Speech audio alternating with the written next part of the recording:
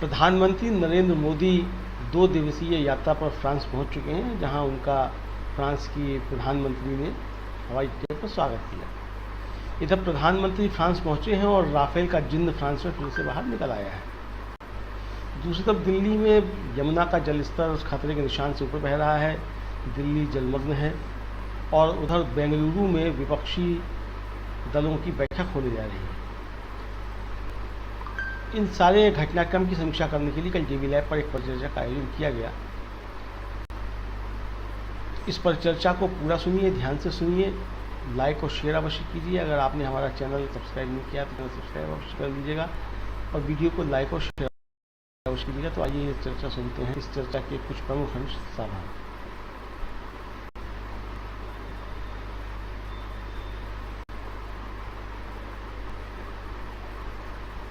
तो दोस्तों, देश की राजधानी दिल्ली का इस वक्त हाल बुरा है। चंद दिनों की बारिश ने दिल्ली सरकार की पोल खोलकर रख दी है।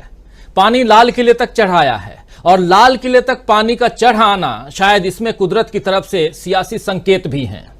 दरअसल लाल किले से ही प्रधानमंत्री नरेंद्र मोदी हर साल पिछले 9 साल से लगातार 15 अगस्त को भाषण देते हैं। दूसरे प्रधानमंत्री भी भाषण देते हैं जो प्रधानमंत्री रहे अभी तक, आजादी के बाद से अभी तक, और वहीं से तिरंगा फहराते हैं। इस साल भी मोदी जी ही लाल किले पर झंडा फहराएंगे, यानी कि 2023 को 15 अगस्त को वही फहराएंगे। लेकिन क्या 2024 में भी यही सिलसिला जारी रहेगा? क्या 2024 में भी प्रधानमंत्री नरेंद्र मोदी ही इस लाल किले से झंडा फहराएंगे? क्या बाढ़ से, जो बाढ़ आई है दिल्ली तक और लाल किले तक, क्या इस बाढ़ से कोई नए संकेत की उम्मीद की जाए? क्या मोदी जी की जगह कोई और चेहरा तिरंगा फहराएगा? क्या राहुल गांधी वो चेहरा होंगे या फिर प्रियंका गांधी या विपक्षी मोर्चे से कोई और चेहरा होगा जो 2024 में तिरंगा फहराएगा? और ये सारे सवाल बारिश और बाढ़ के बीच सियासत में तैरने लगे हैं। बारिश ने यमुना का जलस्तर इतना बढ़ा दिया है कि नदी अब खतरे के निशान से ऊपर बह रही है। आम जनता को तो इससे भारी परेशानी हो ही रही है। दिल्ली संभालने वाले लोग भी परेशान हैं कि हालात कैसे संभाले। यही हालत इस वक्त सरकार की भी है और खासकर केंद्र सरकार की। दिल्ली में बैठी 2 सरकारें हैं, एक दिल्ली की सरकार यानी केजरीवाल की सरकार और एक देश की सरकार जो देश पर राज कर रही है यानी मोदी जी की सरकार। दरअसल मोदी सरकार के लिए रोज परेशानियों की बारिश हो रही है। मोदी जी फ्रांस के बेस्टिल डे की परेड में बतौर मुख्य अतिथि पहुंचे तो इससे पहले यूरोपीय संघ की संसद ने मणिपुर पर चर्चा के लिए प्रस्ताव दे दिया और इसके साथ ही बीजेपी पर हेट स्पीच को बढ़ावा देने और विभाजनकारी राजनीति करने का आरोप लगा दिया। हालांकि भारत ने इस पर कड़ा जवाब दे दिया है। लेकिन सोचने वाली बात यह है दोस्तों कि मोदी जी अब जब भी विदेश जा रहे हैं तो कोई ना कोई विरोध का मुद्दा खड़ा हो ही जाता है। ऑस्ट्रेलिया गए थे, आपको याद होगा। ऑस्ट्रेलिया में बीबीसी की डॉक्यूमेंट्री दिखाई गई। वाशिंगटन डीसी यानी अमेरिका गए तो वहां 75 सांसदों ने खत लिख करके प्रेसिडेंट जो बाइडेन के नाम से खत लिखा और इन तमाम सांसदों का कहना था कि मोदी जी को राजकीय भोज न दिया जाए। और अब फ्रांस पहुंचे तो यूरोपियन यूनियन की जो संसद है उसने मणिपुर का मुद्दा उठा दिया। इधर राफेल डील में भ्रष्टाचार की जांच पर फिर से भारत से फाइल मांगी जा रही है कि आपके यहां क्या जांच हुई है। अनिल अंबानी की चिट्ठी सामने आ गई है। ये सारे हालात बता रहे हैं कि अगले साल मोदी जी का लाल किले तक पहुंचना बहुत मुश्किल है। इधर विपक्षी दल अटल बिहारी वाजपेयी की तर्ज पर एकजुट होकर, यहां नाम अटल बिहारी वाजपेयी का ले रहा हूं, क्यों ले रहा हूं जरा बताता हूं, क्योंकि उन्हीं की तर्ज पर एकजुट होकर चुनाव लड़ने की तैयारी कर रहे हैं। किसी एक विपक्ष के नेता ने ही बात कही है, इसलिए आप तक रख रहा हूं। जिस तरह वाजपेयी जी के चेहरे पर 96 में यानी 1996 के बाद बीजेपी ने चुनाव लड़ा और जीत हासिल की, वही काम इस बार विपक्ष करने जा रहा है। जरा इतिहास के पन्नों को पलटिए। 1996 तक देश का राजनीतिक माहौल बदल चुका था। इंदिरा गांधी और राजीव गांधी की हत्या हो गई थी। राम मंदिर को लेकर लाल कृष्ण आडवाणी ने रथ यात्रा निकाल ली थी। कांग्रेस में नेतृत्व के लिए कोई मजबूत चेहरा नहीं था, जबकि बीजेपी में लाल कृष्ण आडवाणी और अटल बिहारी वाजपेयी की दमदार जोड़ी थी। आडवाणी जी बीजेपी के अध्यक्ष थे, लेकिन उन्होंने अब की बारी अटल बिहारी कहकर ऐलान कर दिया कि अगर बीजेपी चुनाव जीती तो वाजपेयी जी ही प्रधानमंत्री बनेंगे। ये दांव काम आया और बीजेपी केंद्र तक पहुंचने में कामयाब हुई। अब विपक्ष इसी राह पर, इसी तर्ज पर चलता हुआ दिख रहा है। राहुल गांधी भले ही इस वक्त सांसद नहीं हैं और बीजेपी की पूरी कोशिश भी है कि वो किसी भी तरह से संसद तक ना पहुंचे, लेकिन इसमें भी बीजेपी दो तरफा मार खा रही है। कैसे खा रही है बताता हूं। अगर राहुल गांधी को संसद से 6 साल तक बाहर रहना पड़ता है तो यह बीजेपी के लिए बड़ा खतरा होगा, क्योंकि फिर राहुल गांधी जनता के बीच पहुंचते रहेंगे और कांग्रेस को सहानुभूति भी मिलती रहेगी और राहुल की राजनीति और राहुल की जो सिंप्लिसिटी है वो भी लोगों तक पहुंचती रहेगी। और अगर राहुल गांधी संसद पहुंचते हैं, यानी कि उनकी सांसदी बहाल हो जाती है, तो यह तय माना जा रहा है कि विपक्ष उन्हें ही पीएम फेस बनाएगा। पटना की बैठक में आप याद कीजिए कि लालू प्रसाद यादव ने राहुल गांधी को दूल्हा बनने की सलाह दी थी और इसका सियासी मायने जो है, इसका सियासी मतलब यही निकाला जा रहा है कि राहुल गांधी ही प्रधानमंत्री बनने जा रहे हैं या उन्हें ही विपक्ष प्रधानमंत्री बनने कहेगा कि आप प्रधानमंत्री का चेहरा बन जाइए। जरा सुन लेते हैं लालू प्रसाद यादव को, फिर से सुन चुके हैं आप लोग फिर भी, लेकिन यहां जरूरत है, सुनिए। तो हम लोग इकट्ठे हैं पूरा मजबूती के साथ। राहुल गांधी जी आए हैं। राहुल गांधी अच्छा काम किए, भारत दर्शन देश भर में पैदल दर्शन कराए, लोगों को घूमे और लोकसभा में भी जो अच्छा काम किया अदानी के मामले में, घूम रहे तो उसके बाद अपना ही बढ़ा दिए। हाँ, तो घूमने लगे तो फिर बढ़ा लिए,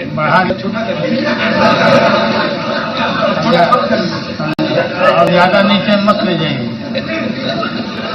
पता नहीं कि नरेंद्र मोदी का है, पूरा नहीं सिलवाता है, इसलिए नीतीश जी का भी राय है कि अब और छोटा छोटा करना चाहिए। बात तो हम लोग आप सलाह माने नहीं, दिया नहीं किया, शादी कर लेना चाहिए था। और अभी भी समय गया, बीता नहीं है, शादी करिए और हम लोग बराती चले और शादी करिए, बात मानिए। आपकी मम्मी हमको तो यहां लालू प्रसाद यादव कह रहे हैं कि भारत जोड़ो यात्रा में जो पैदल चले उसमें भी राहुल गांधी ने, और उसके साथ साथ इन्होंने कहा, नीतीश कुमार कह रहे हैं कि दाढ़ी भी बढ़ा ली, फिर लालू प्रसाद यादव कह रहे हैं कि आपने सदन में भी अच्छा भाषण दिया था, खासकर रफाल के अडानी के मसले पे। ये तमाम बातें यहां कही जा रही हैं और दूल्हा बनिए, शादी कीजिए, ये तमाम बातें यहां लालू प्रसाद यादव कह रहे थे। और यहां से विपक्ष जो है वो एक दूसरे ढंग से यहां एक मजबूती दिखाई दे रही है और सेंटर पॉइंट में कहीं ना कहीं राहुल गांधी दिखाई दे रहे हैं। लेकिन दूसरी तरफ नीतीश कुमार और शरद पवार, नीतीश कुमार और शरद पवार जैसे वरिष्ठ नेता अपने प्रधानमंत्री पद या प्रधानमंत्री बनने की संभावनाओं से पहले ही इनकार कर चुके हैं। शरद पवार को भी आपने सुन लिया पहले भी कि नहीं, मेरी कोई इच्छा नहीं है, और नीतीश कुमार भी कह चुके हैं। और विपक्षी दलों में अधिकतर नेता यही चाह रहे हैं कि अब प्रधानमंत्री की जो कुर्सी है वो कुर्सी राहुल गांधी को मिले। आगे हालात क्या मोड़ लेते हैं इस बारे में अभी से कुछ भी नहीं कहा जा सकता है, लेकिन फिलहाल सारी संभावनाएं राहुल गांधी की तरफ मुड़ रही हैं। राहुल अभी कांग्रेस और विपक्ष दोनों को मजबूत कर रहे हैं। अलग अलग राज्यों की कांग्रेस इकाइयों की रोज बैठकें ले रहे हैं और उसमें चुनाव जीतने के साथ साथ बीजेपी को घेरने की रणनीति बनाई जा रही है। इधर बिहार में जेडीयू और आरजेडी, महाराष्ट्र में शिवसेना, एनसीपी, झारखंड में जेएमएम, तमिलनाडु में डीएमके, ऐसे तमाम दलों को उनका साथ और सहयोग मिल रहा है। और यही कारण है कि एनसीपी में फूट पड़ने के बाद भी शरद पवार अजित पवार पर भारी पड़ते दिख रहे हैं। दूसरी तरफ राहुल गांधी लगातार कुछ न कुछ ऐसा कर रहे हैं जिससे वो चर्चा में हैं, और चर्चा में बने रहने के लिए नहीं कर रहे हैं बल्कि वो लोगों के बीच जा रहे हैं तो काम भी दिखाई दे रहा है।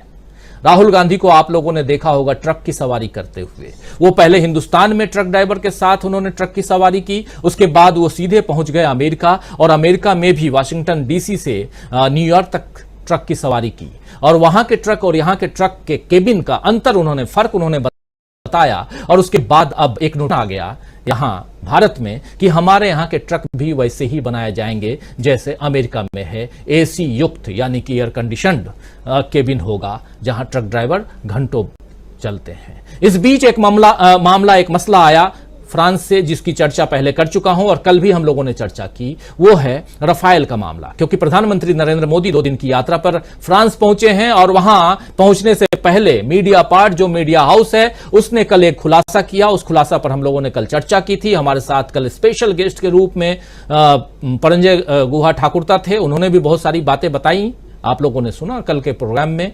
और लेकिन रफाल के मसले पे आज नहीं बल्कि 4 साल पहले भी राहुल गांधी जो बात कह रहे थे वही बात आज भी कह रहे हैं।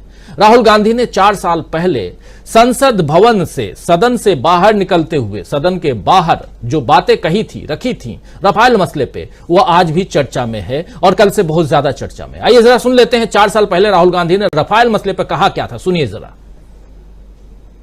Nothing is going to save the Prime Minister for Rafale. The evidence on Rafale is open and shut.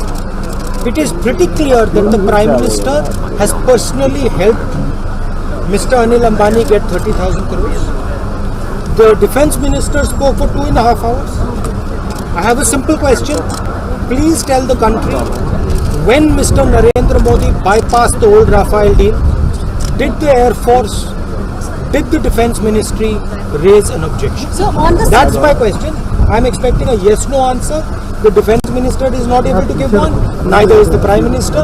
And believe me when I tell you that the nation is going to 100% know that Narendra Modi has taken 30,000 crore rupees of the people's money and given it to his friend Anil Ambani. 100% without shadow of doubt, the nation will know this. Thank you. देखिए 4 साल पहले एक नेता, उसका नाम है राहुल गांधी, क्या बात कर रहा है। वो नेता यानी राहुल गांधी कह रहे हैं कि 3 लोगों का नाम ले रहे हैं, एक प्रधानमंत्री का, दूसरा अनिल अंबानी का और तीसरा नाम जो है वो इंसान नहीं बल्कि वो जहाज है और उसका नाम है रफाल। रफाल डॉसाल्ट एविएशन लिमिटेड बनाने वाली एक कंपनी है, वो बनाती है, उससे, यह फ्रांस की कंपनी है, उससे डील होता है और 30,000 करोड़ रुपए की डीलिंग में कहीं ना कहीं गड़बड़ घोटाला है, ये कह रहे हैं राहुल गांधी। और अभी भी वही बात चल रही है, आज की तारीख में 4 साल बाद भी वही बात चल रही है। आज जब प्रधानमंत्री नरेंद्र मोदी वहां पहुंचे हैं तो ये रफाल फिर से उनका पीछा कर रहा है, ये जिन फिर से बाहर निकल आया है। इसलिए भी बाहर निकल आया है क्योंकि वो चिट्ठी सामने आई है, जिस चिट्ठी में अनिल अंबानी की चिट्ठी, जिसमें कहीं ना कहीं अनिल अंबानी को इस मामले में उनकी कंपनी को ये डील देने के लिए इंडिया में और उसको बेनिफिट पहुंचाने के लिए ये तमाम बातें कही गई थी। ये चिट्ठी देखिए आपके सामने, रिलायंस के लेटर हेड पे है। दूसरी तरफ तो ये एक मामला है। दूसरा मामला, प्रधानमंत्री जब फ्रांस पहुंच चुके हैं तो यूरोपियन यूनियन में, उसके संसद में, पार्लियामेंट ऑफ यूरोपियन यूनियन, वहां पर मणिपुर को लेकर चर्चा हो रही है। उसी मणिपुर को लेकर के जहां का, यानी उस मणिपुर का मत अभी प्रधानमंत्री नरेंद्र मोदी ने नहीं कहा। लोग तो यह कह रहे हैं कि जब मणिपुर की घटना परवान चढ़ रही थी तब प्रधानमंत्री नरेंद्र मोदी अमेरिका चले गए। अब दिल्ली में बाढ़ है तो प्रधानमंत्री चले जाते हैं फ्रांस, और उस फ्रांस में भी कुछ ना कुछ गड़बड़ हो रहा है। तो मणिपुर जब राहुल गांधी पहुंचे थे तो उन्होंने भी मीडिया से उस वक्त भी बात की थी। मणिपुर में क्या कुछ कहा था उन्होंने, ये भी सुन लेते हैं जरा राहुल गांधी को। राहुल गांधी पर केंद्रित ये कार्यक्रम, और उसमें क्या राहुल गांधी 2024 की तैयारी में राहुल सब पर भारी दिखाई दे रहे हैं, ये हम समझने की कोशिश करेंगे। लेकिन जरा इसको भी सुन लेते हैं, मणिपुर में उन्होंने कहा क्या था। मणिपुर को शांति की जरूरत है, हिंसा से कुछ नहीं होने वाला है। मैं यहाँ हाजिर हूँ, जो भी मैं कर सकता हूँ, जो भी मदद मैं कर सकता हूँ शांति के लिए, मैं करने के लिए तैयार हूँ। धन्यवाद।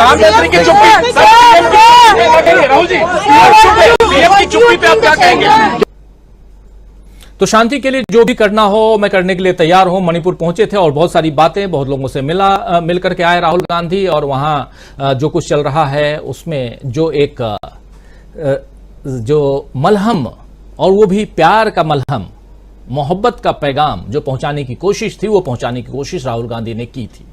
तो दोस्तों आइए अब इस चर्चा की शुरुआत करते हैं और समझने की कोशिश करते हैं कि क्या राहुल गांधी विपक्ष का चेहरा बन गए हैं। यह सबसे बड़ा सवाल है। और उसके साथ साथ यह भी समझते हैं कि क्या राहुल के चेहरे पर बीजेपी का मुकाबला करेगा विपक्ष, और क्या 2024 की तैयारी में राहुल सब पर भारी हैं। चलिए चर्चा की शुरुआत करते हैं। हमारे साथ कुछ वरिष्ठ साथी जुड़े हुए हैं, उन सबसे आपका परिचय करवाता हूं। हमारे साथ देखिए इस वक्त 4 वरिष्ठ साथी जुड़े हुए हैं। प्रोफेसर अखिल स्वामी जी हैं, डॉक्टर प्रकाश हिंदुस्तानी जी हैं, हमारे साथ विजय शंकर सिंह जी हैं, रिटायर्ड आईपीएस ऑफिसर हैं, और हमारे साथ अमलेंदु उपाध्याय जी हैं। आप चारों का स्वागत है। स्वागत, इस्तकबाल आप तमाम दोस्त साथी शुभचिंतक आप सबका जो अब तक जुड़ चुके हैं, जुड़ने वाले हैं इस खास कार्यक्रम में। और कार्यक्रम में हम यही समझने की कोशिश कर रहे हैं, एक तरफ प्रधानमंत्री नरेंद्र मोदी तीसरी बार विदेश, बहुत जल्दी में ऑस्ट्रेलिया गए, फिर अमेरिका गए, फिर अब फ्रांस गए हैं, और जब भी जहां भी जा रहे हैं कुछ न कुछ उनका पीछा, और वो भी उनके पक्ष वाला नहीं बल्कि विपक्ष का जो है वो पीछा करता हुआ दिखाई दे रहा है। और इधर हिंदुस्तान में राहुल गांधी, चाहे वो हिंदुस्तान से बाहर जाते हैं तब भी या यहां आते हैं तब भी, लोकतंत्र बचाओ और लोकतंत्र को कैसे मजबूत किया जाए उसकी कोशिश करते हुए, उस पर बात करते हुए दिखाई देते हैं। और अब तो विपक्ष भी राहुल गांधी की तरफ देखने लगा है। क्या सही कह रहा हूं मैं प्रोफेसर अखिल स्वामी जी? विपक्ष भी अब राहुल गांधी की तरफ देखने लगा है। और दूसरी जो इंपॉर्टेंट बात, अब पानी लाल किले तक आ चुका है, बाढ़ का पानी। क्या कहेंगे? देखिए राजू जी, विपक्ष का चेहरा ही नहीं, राहुल गांधी जनता का चेहरा बन गए। और जनता का निराश वर्ग, मैं बहुत लोगों के विचार सुन रहा था, अलग अलग यूट्यूब चैनल्स में सुन रहा था, चाहे वो गरीब आदमी हो, चाहे वो मध्यम वर्ग का आदमी हो, चाहे वो औरत हो, चाहे वो बच्चियां हो, चाहे बच्चे हो या युवा हो, सबके दिल में केवल एक ही बात है कि आज के तारीख में जब मणिपुर में यह घटना घटी और दिल्ली के अंदर जब बाढ़ की इतनी भीषण स्थिति है कि अपने जो उच्चतम स्तर है उसके ऊपर चला गया है पानी, उस समय हमारे माननीय मोदी जी पहले तो चले गए थे अमेरिका और फिर चले गए फ्रांस।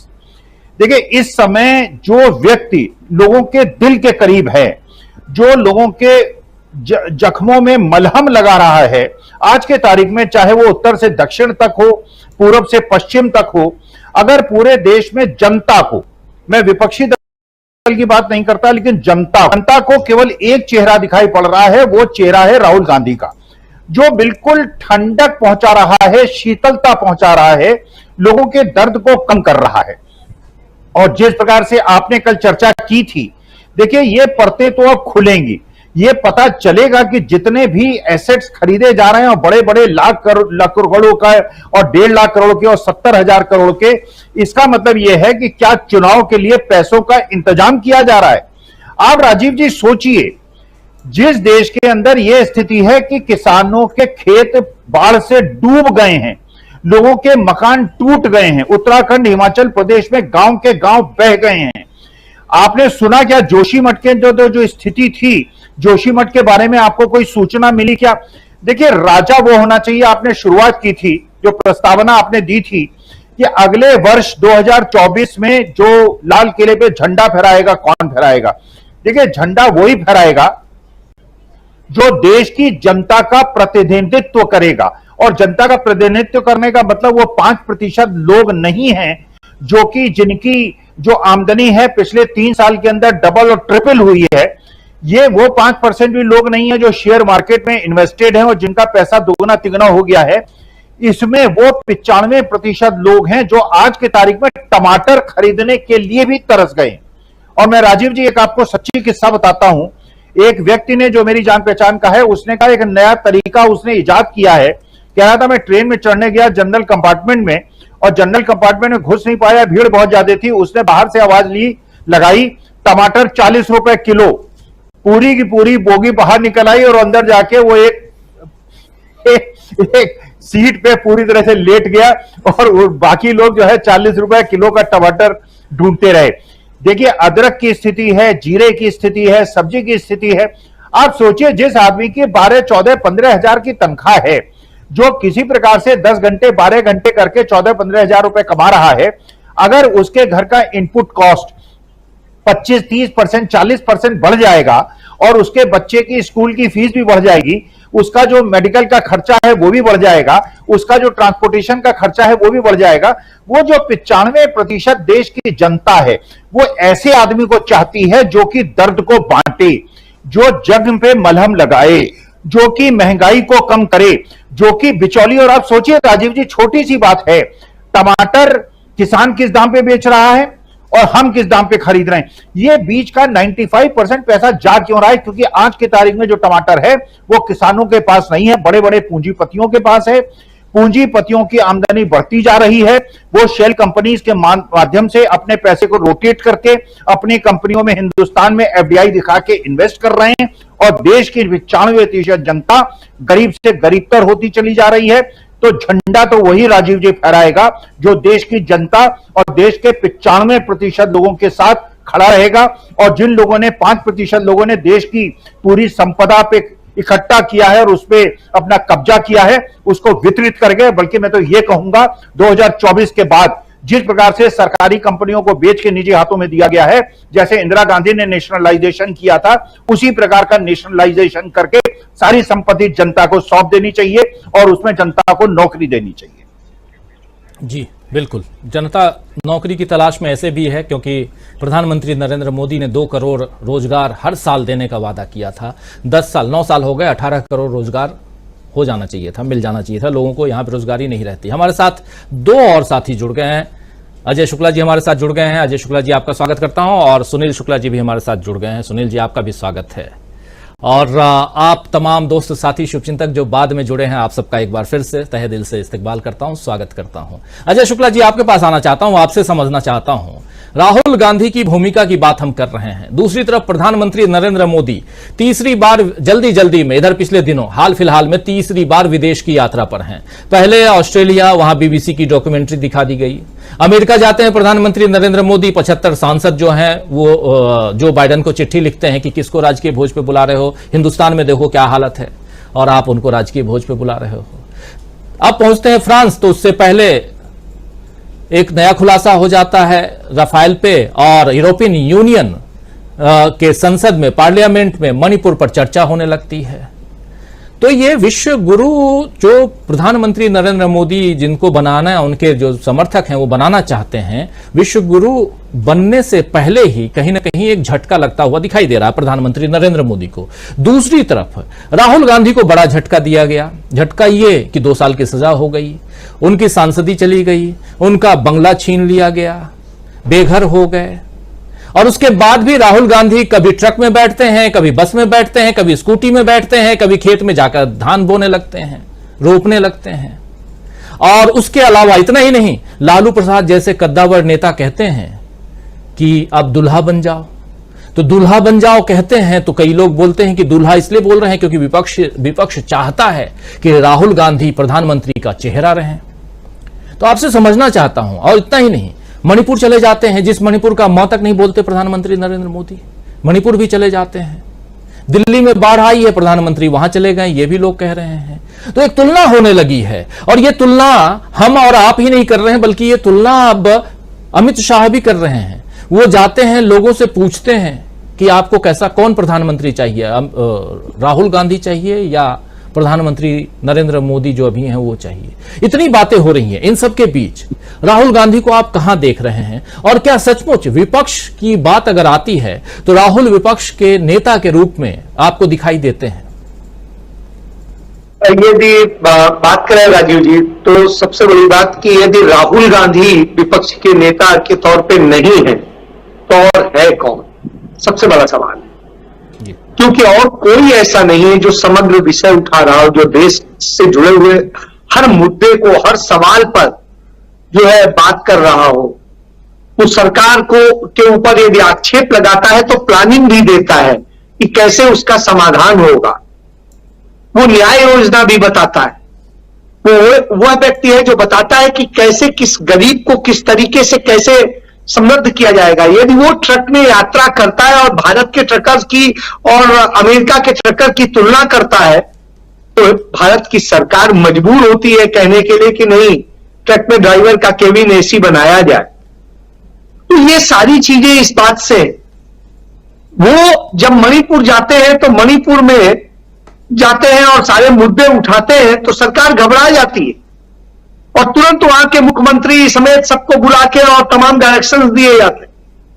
तो आप इससे समझ लीजिए कि राहुल गांधी कम से कम कुछ हो ना हो, वो जहां जिस चीज पे बोल देते हैं कुछ ना कुछ तो होने लगता है, और जब वो अदानी पर बोल देते हैं तो सदस्यता चली जाती है। जब वो तमाम सच खोलने लगते हैं तो उनके ऊपर हमले होने लगते हैं, बेघर कर दिया जाता है। लेकिन फिर भी वो आदमी डरता नहीं। मैं चंडीगढ़ में बैठा हूं, यहां से थोड़ी दूरी पे है, वैसे दिल्ली और चंडीगढ़ दोनों के हिसाब से देखें तो बीच में है, सोनीपत के बड़े इंटीरियर में मदीना गांव, और वहां पहुंचा वो शख्स, और टीवी चैनल या पत्रकारों को लेके नहीं पहुंचा है, अचानक पहुंचा। अचानक जो सारी चीजें हुई वहां के लोगों ने और सबने जो फोटो करी, वीडियो बनाए और वो बनाए, वो इकट्ठे करके फिर पूरा बनाया गया उसको। लेकिन आप एक चीज समझिए, वो पहुंच के किसानों के दर्द को समझ ले रहा है, उनके साथ ये समझ रहा है कि हाँ किस तरह। हमारे प्रधानमंत्री भी गए थे खेत पे, एक फावड़ा दिखाते हुए और फोटो खिंचा लेते हैं और खेत से ही हाथ हिला लेते हैं। तो अब आप समझ सकते हैं, तो दोनों का अंतर है। एक कीचड़ में और सब चीज में समझे हुए जाता है, ऐसे करता है, तो उससे तो ये अंतर है कि राहुल गांधी नहीं तो और कौन। और इस समय जब आप बात कर रहे हैं, देश के 4 राज्य बुरी तरीके से बाढ़ की स्थिति झेल रहे हैं। चंडीगढ़ केंद्र शासित राज्य है और चंडीगढ़ के इतिहास में पहली बार उतनी विभत्स स्थितियां हुई उस समय हुई जब स्मार्ट सिटी बनाने के नाम पर लूट हुई है। तो अब आप समझिए, जो जन्म से स्मार्ट सिटी था उसे स्मार्ट बनाने के नाम पर सैकड़ों करोड़ रुपया कहां पर लूट गए पता नहीं, लेकिन साहब वहां पर बारिश और इन सब चीजों में यह स्थिति हुई जो चंडीगढ़ के इतिहास में आज तक 70 साल में नहीं हुआ, वो हालत हुई। आप देखिए, आपदा आई, जितना पानी की बारिश की जो आपदा आई, वो सबसे बड़ी आपदा हिमाचल में आई है। हिमाचल के मुख्यमंत्री ने यह रोना नहीं रोया कि केंद्र हमें मदद नहीं कर रहा है, हमारे पास ये नहीं है, हमारे पास फंड नहीं है, कुछ नहीं है। मुख्यमंत्री ने हवाई दौरा किया और लग्जरियस नहीं किया, बिल्कुल सबसे सस्ते प्लेन में किया, और वो दौरा करके पूरी रिपोर्ट को समझा, हेलीकॉप्टर से किया। और उसके बाद में वो करने के बाद में वो आदमी उस जगह उतर गया जहां पर सबसे ज्यादा समस्या थी, और उतर करके खुद पहुंचा और सारा जायजा लेकर के एक एक चीज का डायरेक्शन दिया, वो किया, और जमीन पर लोगों से 1 to 1 मिलने का काम किया। 50,000 लोग फंसे हुए थे, उससे ज्यादा। उस आदमी ने 36 घंटे में, आज तक हिंदुस्तान के इतिहास में, हिस्ट्री में यह इतिहास है कि 36 घंटे में उसने 50,000 लोगों को सुरक्षित जगह पहुंचाया है बगैर किसी से रोना रोए, और 12,000 वाहनों को बचाया है। तो साहब ये हुआ है, राहुल गांधी ने डे टू डे मतलब उनसे रिपोर्ट ली है, और जिस तरीके से इसको कहा है कि हां इसे एक आइडियल होना चाहिए, कैसे होगा ये आप सोचिए। कि नहीं सरकार दे रही है, केंद्र सरकार सहयोग, कोई बात नहीं, रोना रोने में टाइम मत बर्बाद करिए, प्रचार करने में मत करिए, मीडिया को बताने में मत कीजिए, आप काम में जुटिए। और वहां का मुख्यमंत्री यह नहीं करता घूमा कि मीडिया में आके बोले कि अरे हमारे यहां ये है, वो आ रहा है, तो ये आ जाएगा, तो ये हो जाएगा। उसने उससे निपटने का काम किया। और आप ये सोचिए कि 36 घंटे में उसने वन वे रोड भी खोल दी। एक वे अभी बंद है, वो मुझे लगता है कल तक खुल जाएगा, लेकिन कितना तेजी से और किस ढंग से काम हुआ, इसका नतीजा 50,000 लोगों को बचा के 36 घंटे में बाहर कर देना। उसके बाद में सैलानियों के और सबके, आप देखिए क्या गजब काम हुआ। ये राहुल गांधी, इसलिए राहुल गांधी चाहे पक्ष में हो या विपक्ष में, दोनों जगह उनके पास विजन है, उनकी टीम के पास विजन है। तीसरी चीज, जो सारे हालात सामने हैं, सब चीजें हैं, प्रधानमंत्री तो न महंगाई का मां बोल पा रहे हैं, न मणिपुर का मां बोल पा रहे हैं, बाकी भी बहुत सारे मां हैं, लेकिन साहब राफेल खरीदने के लिए भागे चले जाते हैं, विदेश की तफरीह करने चले जाते हैं।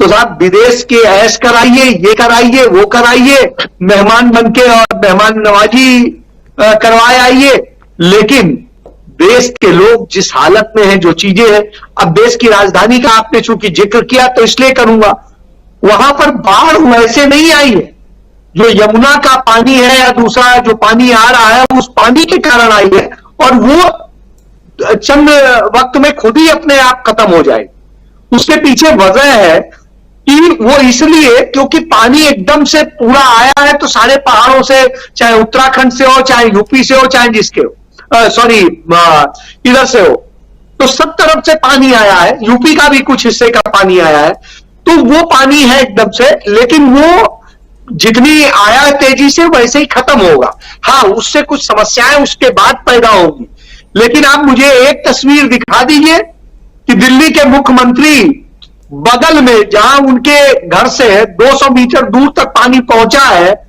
क्या उन्होंने कुछ ऐसा किया हो, कोई मदद की हो? मदद को लेके कुछ चंद हजार घरों की मदद करनी थी, वो भी पूरी नहीं हो पाई है, सिर्फ बातें हो रही। तो जब ये हो रही हो तो दोनों का अंतर समझा जा सकता है। तो इस तरह की स्थिति हो, तो इसलिए मेरा मानना है कि काम करना, विपक्ष का चेहरा देना, सवाल उठाना, ये सारे काम राहुल गांधी से बखूबी और न कोई कर पा रहा है। यही वजह है कि मोदी सरकार उनके नाम से डरती है, उनके नेता उनके नाम से डरते हैं और तमाम लांछन लगाते हैं। जी जी जी, बिल्कुल सही कह रहे हैं। और इधर बारिश, बाढ़, इससे तबाही, और दूसरी तरफ प्रधानमंत्री नरेंद्र मोदी और तीसरी तरफ राहुल गांधी, दो चेहरे समानांतर चलते हुए दिखाई दे रहे हैं। आना चाहता हूं प्रकाश हिंदुस्तानी जी आपके पास, आपसे समझना चाहता हूं कि क्या विपक्ष जो है, अब चूंकि सोमवार और मंगलवार को 2 दिन बैठक होनी है बेंगलुरु में, विपक्षी एकता की बैठक शायद कहा जा रहा है, बहुत मजबूत बैठक होने वाली है, और ये गांठ जो है और भी मजबूती के साथ बाहर दिखाई देगी। लेकिन इससे पहले जो राहुल गांधी और मल्लिकार्जुन खड़गे की जोड़ी भी काफी कमाल करती हुई दिखाई दे रही है। छत्तीसगढ़ का जो मामला था उसको इन्होंने सुलझा दिया, भूपेश बघेल और टीएस सिंहदेव के बीच। वैसे ही कहा जा रहा है कि राजस्थान का मसला भी सुलझा दिया गया है।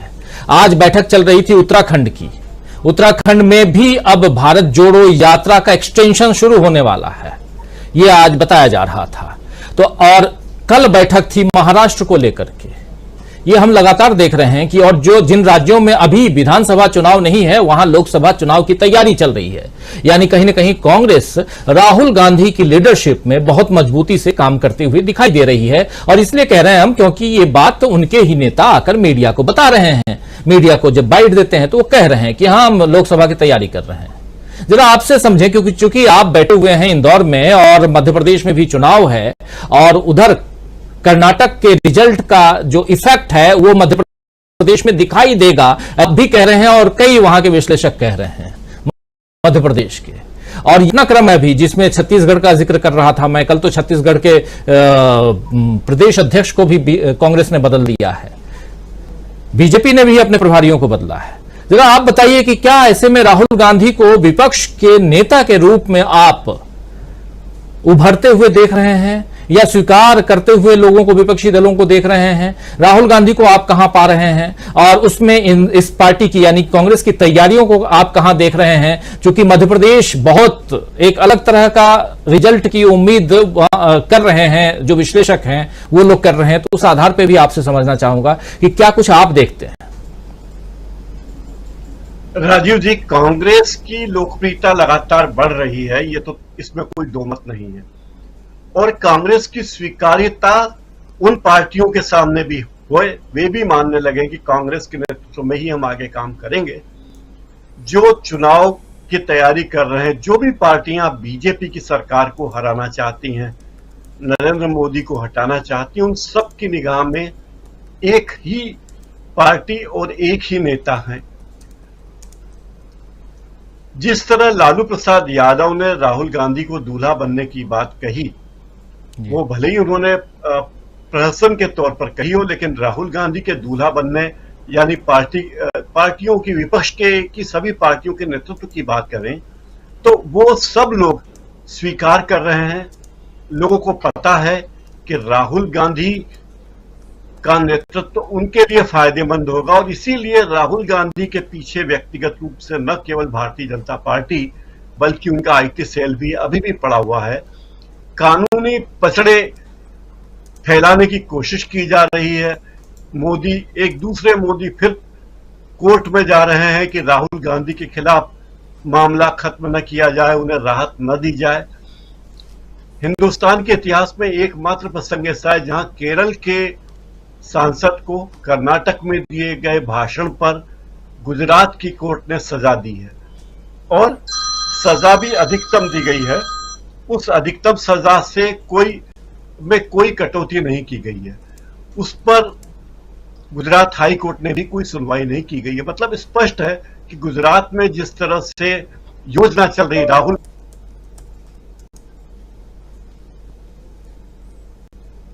प्रकाश जी शायद डिस्कनेक्ट हो गए हैं, आते हैं उनके पास। लेकिन अमलेंदु उपाध्याय जी कैसे देखते हैं आप, कहां देख रहे हैं आप राहुल गांधी को, कहां देख रहे हैं आप विपक्ष को, और क्या विपक्ष स्वीकार करेगा राहुल गांधी को?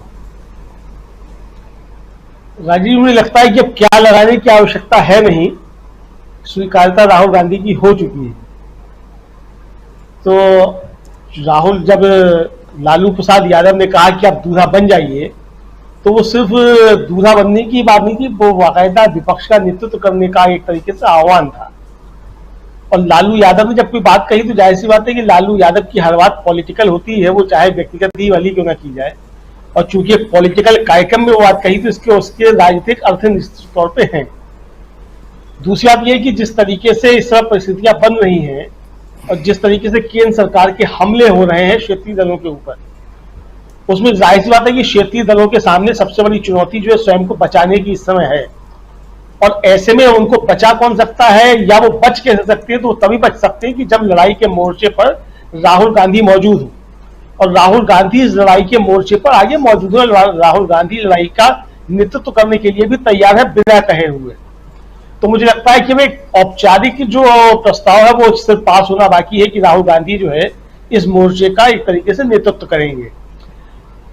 अब राहुल गांधी के नेतृत्व करने का मतलब यह बिल्कुल नहीं है कि राहुल गांधी प्रधानमंत्री पद के जो उम्मीदवार घोषित हो गए।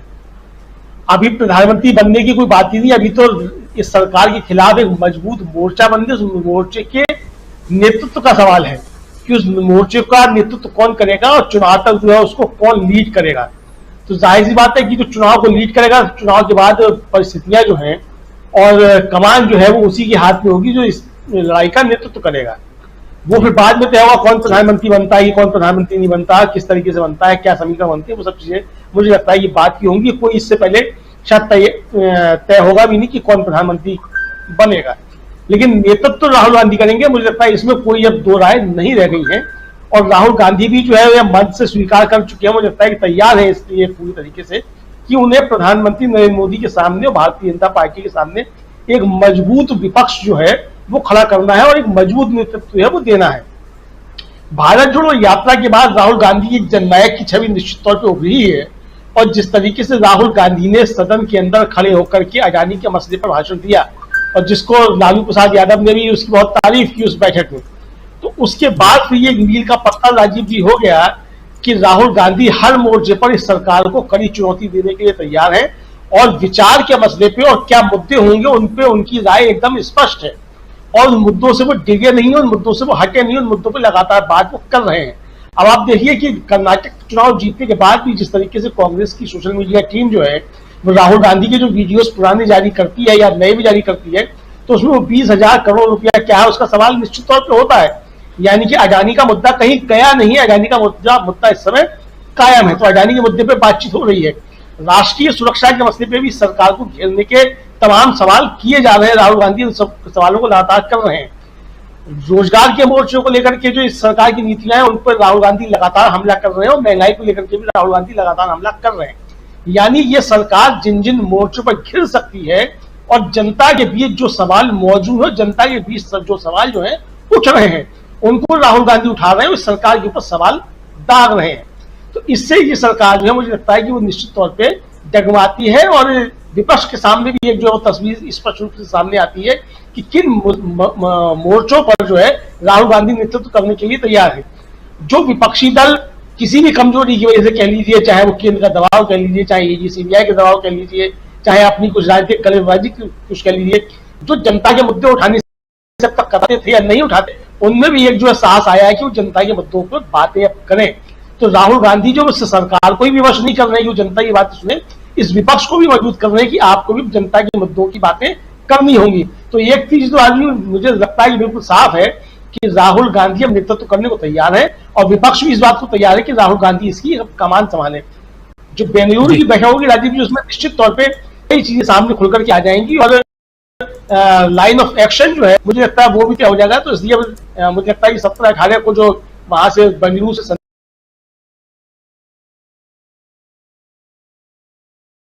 संदेश आएगा और आप उसको कह सकते हैं एक तरीके से वो बेंगलुरु घोषणा पत्र जो है वो तो अब इसके चुनाव की एक रूपरेखा और चुनाव के मुद्दे और नेतृत्व वो सब कुछ जो है एक तरीके से उसकी साफ स्पष्ट झलक मिलेगी। जी बिल्कुल बिल्कुल। हमारे साथ जुड़ गए हैं प्रोफेसर रविकांत जी। रवि, आपका स्वागत करता हूं इस कार्यक्रम में और आना चाहता हूं सुनील शुक्ला जी आपके पास। सुनील जी, किस रूप में आप देखते हैं? देखिए, बहुत इंपॉर्टेंट चर्चा इसलिए इस आधार पर भी कि एक तरफ बीजेपी अपने कुनबे को मजबूत करने की कोशिश में है और विपक्षी दल भी अपने कुनबे को मजबूत करने की कोशिश में है और उसमें सबसे बड़ी बात न सिर्फ उभरते हुए नेता, यहां राहुल गांधी को अगर उभरते हुए नेता कहें तो शायद ये गलत होगा, बल्कि राहुल गांधी यहां बहुत ही परिपक्व तौर पे आगे बढ़ते हुए दिखाई दे रहे हैं। चाहे वो महाराष्ट्र की बात हो, चाहे वो उत्तराखंड की बात हो। देखिए, ना महाराष्ट्र में भी चुनाव है, ना ही उत्तराखंड में चुनाव है। तो यहां आज की तारीख में जरूरत क्या थी महाराष्ट्र और उत्तराखंड को लेकर के बैठक करने की? एक दिन पूरा आप महाराष्ट्र पे देते हैं, दूसरे दिन पूरा का पूरा आप उत्तराखंड पे देते हैं। आप छत्तीसगढ़, तेलंगाना, मध्य प्रदेश, राजस्थान, इन तमाम राज्यों में जहां चुनाव हैं वहां की तैयारियां पूरी कर चुके हैं। पहली बार ऐसा दिखाई दे रहा है कि कांग्रेस हर मोर्चे पर पहले से तैयार नजर आ रही है। क्या आपको भी ऐसा लग रहा है? और अगर ऐसा है तो फिर यह प्रभाव विपक्षी दलों पर तो पड़ ही रहा होगा। आज की तारीख में चाहे नीतीश कुमार को ले लें, चाहे शरद पवार को ले लें, चाहे ममता बनर्जी को ले लें या उत्तर प्रदेश में अखिलेश यादव को ले लें, ये 4 प्रमुख नेताओं का जिक्र यहां कर रहा हूं। कैसे देख रहे हैं आप? धन्यवाद राजीव जी। अगर सत्तारूढ़ दल को अपने सहयोगियों की तलाश विभिन्न राज्यों में करनी पड़ रही है तो यह हालात किसने पैदा किया? अगर सत्तारूढ़ दल के खिलाफ कोई राजनीतिक माहौल इस देश में बना तो ये स्थितियां किसने पैदा की? लोगों के मन में सरकार के डिलीवरीज को लेकर के तमाम तरह के संदेह, तमाम तरह की नाराजगियां, अगर एक बनना के वातावरण बनने की प्रक्रिया शुरू हुई तो इसकी कोशिश किसने की? अगर सत्तारूढ़ दल के खिलाफ पूरे देश के पैमाने पर एकजुट होकर के एक राजनीतिक लड़ाई लड़ने की आवश्यकता अगर है तो इस प्रयास को किसने शुरू किया? राष्ट्रीय पैमाने पर ऐसा कौन सा व्यक्ति है जिसने लगातार इस सरकार की असफलताओं को, इस सरकार के कथित भ्रष्टाचार को, देश और दुनिया के पैमाने पर उठ रहे भ्रष्टाचार के मामलों को आवाज देने की कोशिश किसने की? अगर कोई राज्य आज किसी हिंसा से प्रभावित है, अगर कोई राज्य कहीं के लोग बाढ़ से प्रभावित हैं तो उनके साथ अपनी संवेदनाओं को जोड़ने की कोशिश किसने की? अगर आपके पास इस प्रश्नों का उत्तर है तो अपने आप इस प्रश्न का भी उत्तर है कि राहुल गांधी एक आज की तारीख में इस देश की राजनीतिक जरूरत है। अगर इन तमाम मुद्दों पर अगर किसी ने कोई कार्रवाई की तो राहुल गांधी ने की। सरकार के खिलाफ अगर उन्होंने हमले किए तो अतार्किक तरीके से नहीं किए। उन्होंने अपनी बात कही, पूरे तर्क के साथ कही, पूरे तथ्यों के साथ कही और लोगों के साथ जुड़ करके, लोगों के साथ प्राप्त जो उनके पास संदेश थे उसके आधार पर उन्होंने अपनी बात करनी शुरू की। राहुल गांधी ने अपने आप को जनता से जोड़ने का प्रयास किया। जनता से जोड़ने का मतलब जनता के से लोगों के जो जीवन के मुद्दे हैं उनके साथ अपने आप को एक संवाद कायम करने की कोशिश की, और उनके यहाँ जा करके, उनको आमंत्रित करके नहीं, उनके यहाँ जा करके, अपनी पार्टी के किसी फंक्शन में नहीं, उनके यहाँ व्यक्तिगत रूप से जाकर के उनके स्थान पर जाके ये जाने की कोशिश की, और सरकार के ऊपर बिना किसी डर और भय के एकदम लगातार हमलावर रहे। एक तरफ जब पूरे देश में यह माहौल बन रहा था कि जो विपक्षी नेता हैं वह भ्रष्टाचार और अपने तमाम गड़बड़ियों के कारण केंद्रीय एजेंसियों से इतने डरे हुए हैं कि उनके पास साहस नहीं है कि सरकार के खिलाफ मुंह बोल सके, वैसे में अगर कोई एक नेता सरेआम खुले आसमान के नीचे आंख में आंख मिला करके सरकार पर हमला होगा तो क्या जनता उसको स्वीकार नहीं करेगी? अगर 4000 किलोमीटर की इस यात्रा में अगर वृद्ध महिलाएं, विकलांग लोग, मजदूर, किसान, कोरोना के पीड़ित लोग, खेतिहर मजदूर, ये विभिन्न सार्वजनिक प्रतिष्ठानों में काम करने वाले लोग अगर किसी नेता से मिलने का प्रयास कर रहे थे तो क्यों कर रहे थे?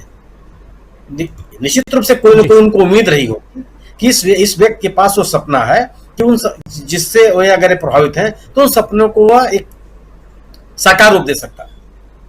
तो आप इस तथ्य से कैसे इनकार कर सकते हैं कि ऐसा व्यक्ति है जो 2014 से लेकर के आज 2023 तक लगातार सरकार की जो विफलताएं थी उनके ऊपर हमलावर रहा?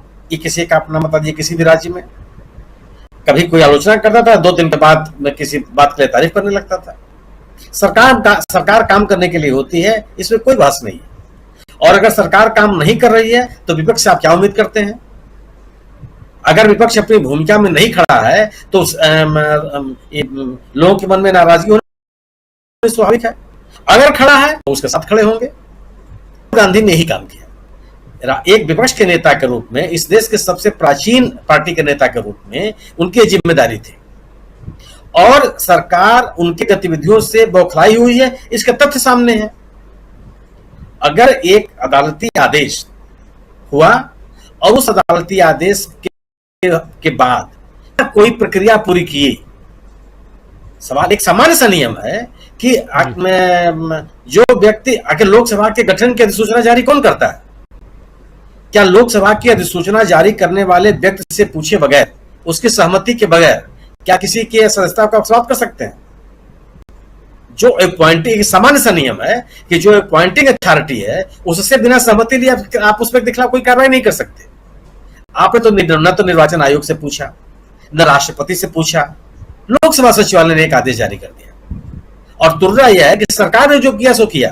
राजनीतिक दल, जो भारतीय जनता पार्टी एक राजनीतिक दल है, भारतीय जनता पार्टी सरकार नहीं है, उसने भी कोई प्रतिक्रिया नहीं दी, और उसके बाद आप एकदम बिना कोई मौका गवाए आपने उनका मकान खाली करा लिया। ये तमाम घटनाएं इस बात की ओर इशारा करती हैं कि सरकार बौखलाई हुई है। आखिर जो मोदी साहब जो गुजरात, सुनील शुक्ला जी शायद डिस्कनेक्ट हो गए हैं। बारिश में ये डिस्कनेक्शन कुछ ज्यादा ही दिखाई दे रहा है।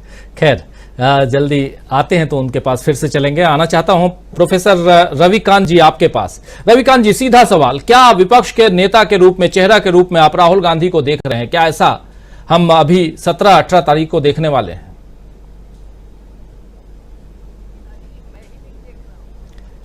इस देश का हर व्यक्ति जो इस सत्ता से अपना पीछा छुड़ाना चाहता है, जो इसकी पूरी दादागिरी, इसका पूरा फांसीवादी तंत्र, चरम महंगाई, बेरोजगारी, उससे जो भी इस व्यक्ति पीछा छुड़ाना चाहता है, उसके लिए आज राहुल गांधी उसके अपने नेता बन चुके हैं।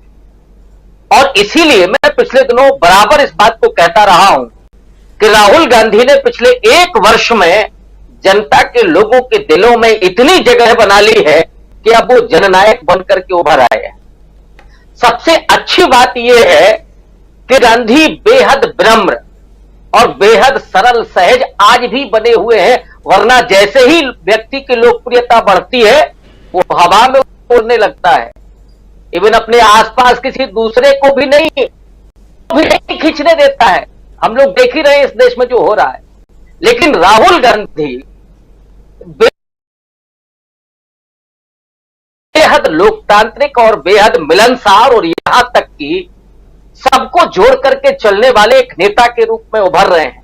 आप पटना बैठक को याद कीजिए, राहुल गांधी ने उस विपक्ष की बैठक में क्या कहा था कि कांग्रेस पार्टी सब कुछ कंप्रोमाइज करने के लिए तैयार है। एक वो मैसेज जिसके जरिए वो इस देश के अल्पसंख्यकों के लिए, इस देश के दलितों के लिए कि ये नहीं है कि कांग्रेस पार्टी केवल सत्ता में जाने के लिए कोशिश कर रही है, नहीं, इस देश में जो सत्ता का आक्रमण है, राजीव जी मैं बहुत होशो हवास में ये शब्द इस्तेमाल कर रहा हूं, ये अटैक है सत्ता का, कि जो मोदी जी अभी फ्रांस में जाकर के इवेंट करवाएंगे कर रहे हैं, उसी यूरोप के पार्लियामेंट में मणिपुर को लेकर के बहस हो रही है कि साहब वहां वायलेंस हुआ है, वहां लोगों की मौतें हुई है, लेकिन मोदी जी मणिपुर गए तो है ही नहीं, उसका मां भी उच्चारण नहीं कर पाए हैं। लेकिन दूसरी तरफ राहुल गांधी हैं, अरे साहब न तो वो प्रधानमंत्री हैं, न विपक्ष के नेता हैं, अब तो पार्लियामेंट के भी मेंबर नहीं है। बावजूद इसके अगर वो मणिपुर के लोगों से मिलने के लिए, उन्हें आश्वस्त करने के लिए, उन्हें सौहार्द और विश्वास का मैसेज देने के लिए पहुंचे हैं, तो इससे बड़ा इस देश में कोई नायक नहीं हो सकता। इसलिए राजीव जी मैं इस बात को कह रहा हूं, यही होता है नायक, यही होता है देश का नेता, जो अपने लोगों के बीच में हो, उनके दुख दर्द को साझा करने के लिए पहुंचे, सिर्फ ब्रांडिंग करने के लिए और खुशियां बटोरने के लिए नहीं, या जीत का सेहरा बांधने के लिए नहीं। नेता वो होता है जब लोगों पर विपदा आती है तो उसमें वो खड़ा होता है, पैदल चलता है। और राहुल गांधी जब 4000 किलोमीटर पैदल चले थे तो वो इस देश के उन मजदूरों को मैसेज था, उनके प्रति वो संवेदना थी जो कोरोना काल में जानवरों की तरह हाथ दिए गए थे, जिनके पैरों में लहू थे, जिनके बच्चों को भूख और प्यास थी। वो राहुल गांधी जब निकलते हैं तो वो मजदूर इस बात को महसूस करते हैं कि एक व्यक्ति है जो हमारी तरह पैदल चल रहा है। इसलिए राहुल गांधी आज विपक्ष की सबसे बड़ी आवाज, सबसे विश्वसनीय नेता और सबसे सहज और सरल व्यक्तित्व के रूप में हमारे सामने है। और मैं फिर कह रहा हूं कि राहुल गांधी का जब इतिहास लिखा जाएगा तो वो स्वर्ण अक्षरों में होता है कि नहीं होता है, होगा उसी स्याही से, लेकिन उसकी जो भाषा होगी, उसके जो अल्फाज होंगे, वो दिखाएंगे कि एक ऐसे समय पर जब चारों तरफ सत्ता का आक्रमण था, संवैधानिक संस्थाएं नष्ट हो रही थी, लोकतंत्र रसातल में चला गया था, मीडिया भक्ति में तब्दील हो गया था, उस समय एक व्यक्ति था जो लोगों की बात कर रहा था, लोगों से मिल रहा था, लोगों के लिए काम कर रहा था और उनके दुख दर्द को बांट रहा था। और इसीलिए मैं फिर दोहरा रहा हूं कि राहुल गांधी आज केवल विपक्ष के नेता नहीं है, राहुल गांधी लोगों के नेता है, इस देश के नेता, और वो जननायक के तौर पर उभर रहे हैं, लेकिन उतने ही विनम्र और उतने ही सहज आज भी बने।